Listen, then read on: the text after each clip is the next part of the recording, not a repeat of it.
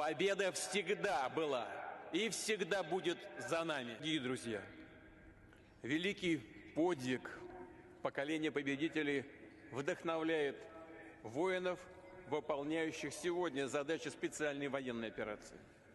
Они противостоят агрессивной силе, которая вооружается и поддерживается всем блоком НАТО. И несмотря на это, наши герои идут вперед, что наше дело правое. Мы вместе. Победа всегда была и всегда будет за нами. Слава народу-победителю! Слава ветеранам! Слава вооруженным силам России!